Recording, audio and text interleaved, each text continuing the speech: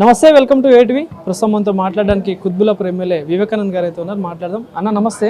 So ఏదైతే నిన్న చూసాం, మొన్న జరిగిన కొడంగల్ ఇష్యూలో కూడా ఏదైతే పట్నం నరేందర్ రెడ్డి గారి రిమాండ్ రిపోర్ట్లో కూడా ఇదంతా కేటీఆర్ గారు ఎన్కౌంటర్ చేశారని చెప్పి కూడా పోలీసు కూడా వాంగ్మూలంలో పేర్కొన్నారు. సో నిజంగా ఏంది మరి, నిజంగా కేటీఆర్ గారు అరెస్ట్ అవుతా ఉన్నారని ఒక్కొక్క వార్త వినిపిస్తూ ఉంది. అవుతారా అంటే ఏం చెప్తారు? మేము అరెస్ట్లకు భయపడే ప్రసక్తి లేదు. మొన్ననే ఇంతకుముందు కూడా కేటీఆర్ గారు స్పష్టంగా చెప్పారు. ఈరోజు కూడా మాకు కూడా అరెస్టుల గురించి భయపడేటువంటి నాయకత్వం మాది కాదు, పార్టీ మాది కాదు. ఈ అరెస్టులు, ఉద్యమాలు, పోరాటాలు, ఈ బాంబులు, ఆటం బాంబులు ఇవన్నీ చూసి దాంతో ఆడుకొని మరి రాష్ట్రాన్ని సాధించి ఈరోజు 10 సంవత్సరాలు చక్కటి పరిపాలన అందించి ప్రజల మనోళ్ళు పొంది జరుగుతున్న ఉద్యమ పార్టీ మాది. దేనికి భయపడాల్సినటువంటి పరిస్థితి లేదు. కాకపోతే ఏంటంటే కేటీఆర్ గారిని ఏ రకంగా అరెస్ట్ చేయాలని చెప్పేసి ప్రయత్నాలు ఇప్పుడు కాదు, డే 1 నుంచి జరుగుతూ ఉన్నాయి. మొదటిది ఫోన్ ట్యాపింగ్ విషయంలో ప్రయత్నం చేసినారు. రెండోది వచ్చేసి మన ఇప్పుడు ఫార్ములా ఈ ఫార్ములా కార్ రేసింగ్లో చేసినారు. మొన్న ఇంకా దిగజారైన పరిస్థితి ఈ ముఖ్యమంత్రి గారు ఏంటంటే దిగజారి వారి సొంత బామ్మర్ది దీపావళికి సంబంధించినటువంటి ఒక ప్రైవేట్ ఫంక్షన్లో పోయి కూడా అది ఒక రేవ్ పార్టీగా దాన్ని చిత్రీకరించి, దాని ఒక డ్రగ్స్ పార్టీగా చిత్రీకరించి కేటీఆర్ గారిని అరెస్ట్ చేసి వారు కూడా ఇరికించే ప్రయత్నం చేశారు. నాలుగోది ఇప్పుడు ఇది లఘుచర్యలో జరిగినటువంటి రైతులు తమ భూములు కావాలని చెప్పేసి ఉద్యమిస్తే ఆ ఒక్క కేసును కూడా అన్యాయంగా అక్కడ రైతులను అరెస్ట్ చేసి మా పార్టీ నాయకులను కూడా అక్కడ దానిలో కేసులో చేర్చి ఈరోజు కేటీఆర్ గారిని కూడా వారి దోషిగా పెట్టి అరెస్ట్ చేసే ప్రయత్నం చేస్తామని తెలుస్తుంది. దీనికి ఏమీ పెద్ద మేము భయపడాల్సిన అవసరం లేదు. ఒకటే విషయం ఏంటంటే ఈరోజు ముఖ్యమంత్రి రేవంత్ రెడ్డి గారు ఘోరంగా విఫలమైనాడు. ఈరోజు ముఖ్యమంత్రిగా అసమర్థ ముఖ్యమంత్రిగా పేరు వచ్చేసింది. గడిచిన 11 నెలలుగా వారు 100 రోజుల్లో వారు ఇచ్చినట్టు హామీలు నెరవేర్చలేకపోయినారు. ఈరోజు రుణమాఫీ సంపూర్ణంగా పూర్తి చేసినాము, ఏకకాలంలో చేసినామని చెప్పి ప్రగల్భాలు వాళ్ళకి ఇప్పుడు కూడా తప్పుడు ప్రచారం చేస్తున్నారు చేయకున్నా. ఈరోజు రైతు భరోసా ఎగ్గొట్టేసినారు.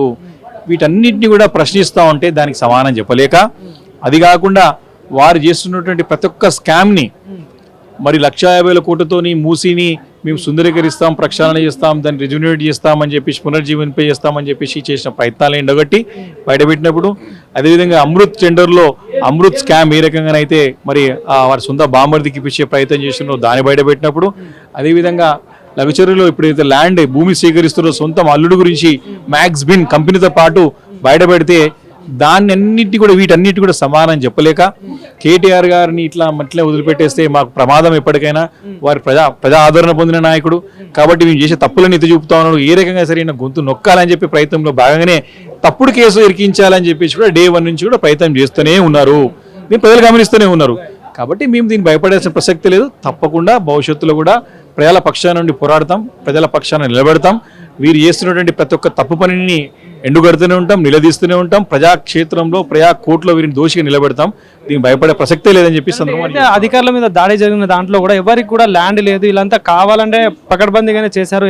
కాల్ రికార్డింగ్ లో కూడా 84 సార్లు కాల్ మాట్లాడినట్టు కూడా పోలీసులు పేర్కొనడం జరిగింది. సో ఏంది మరి, నిజంగా కావాలని చేసినట్టున్నా లేకపోతే రైతులు తిరగబడ్డారు అనుకున్నారు? ఈ విషయం చెప్పాలన్నది మనకు ప్రజాభిప్రాయ సేకరణ అనేది కేవలం భూమిలో వచ్చి చెప్పాలని కాదు. ప్రజాభిప్రాయ సేకరణ గ్రామ సభ పెడతారు. గ్రామ సభ పెట్టి గ్రామస్తులందరూ కూడా మాట్లాడవచ్చు. భూమి ఉన్నది రావాలి, భూమి ఉన్నది రావద్దు. దానిపైన ఆధారపడే వాళ్ళు చాలా ఉంటారు. గ్రామానికి ఏ రకమైనటువంటి నష్టాలు జరుగుతూ ఉన్నాయి, ఏ రకమైనటువంటి భవిష్యత్తులో తీవ్ర పరిణామాలు ఉండబోతూ ఉన్నాయి, దాటన్నింటినీ కూడా ప్రశ్నించాల్సిన బాధ్యత వారి పైన, గ్రామస్తుల పైన ఉంటుంది, ప్రతి ఒక్కరి పైన ఉంటుంది. తప్పకుండా నిలదీస్తారు, అడుగుతారు. గతంలో ముచ్చర్లు వేసిన ప్రతి ఒక్కరు అభిప్రాయం తీసుకున్నాం మేము కూడా. అదే రకంగా అందరు అభిప్రాయం చెప్తారు. భూమి నీళ్ళు చెప్పాలి, భూమి నీళ్ళు చెప్పొద్దని కాదు కదా. కాబట్టి దీన్ని ఏదో రకంగా అంటే జ్ఞానం లేని వాళ్ళు, పరిజ్ఞానం లేని వాళ్ళు, పరిజ్ఞానం లేని వాళ్ళు మాట్లాడతారు. మినిమం కామన్ సెన్స్ ఉన్నట్టు ఇట్లా మాట్లాడాడు. గ్రామసభ అంటే ఓన్లీ భూమి నీళ్ళు వస్తారా గ్రామసభకి?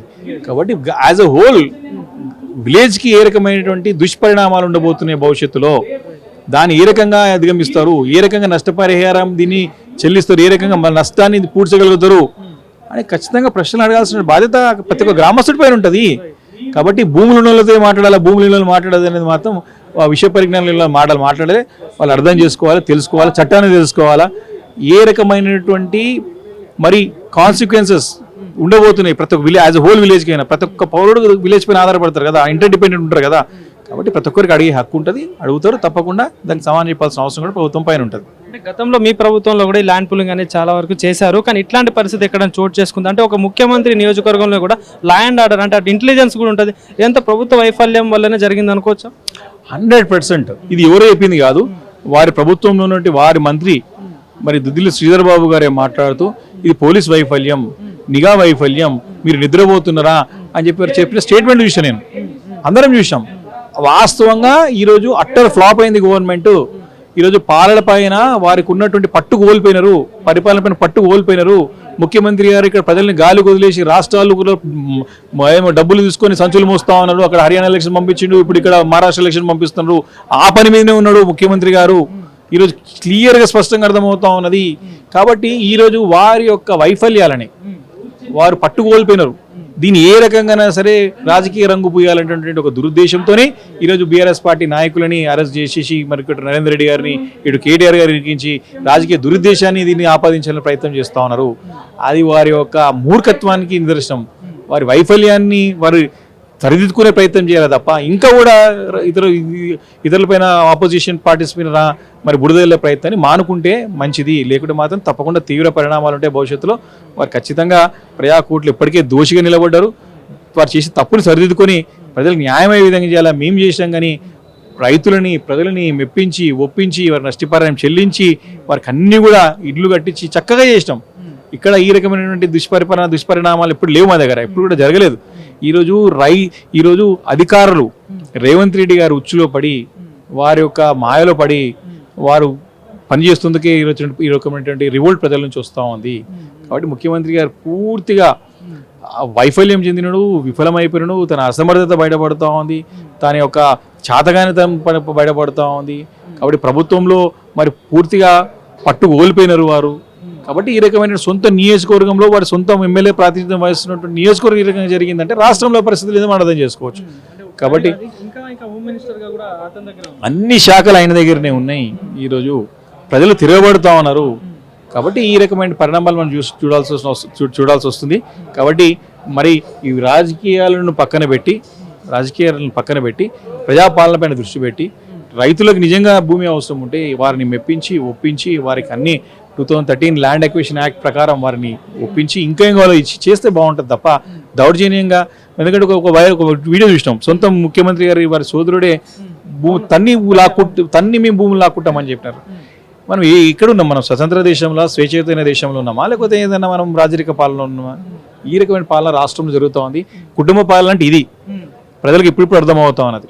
ఏం కోల్పోయామో ఏమి మనం అనుభవిస్తున్నామో ప్రజలకు ఇప్పుడిప్పుడే వారికి అన్ని అనుభవాలకు వస్తూ ఉన్నాయి.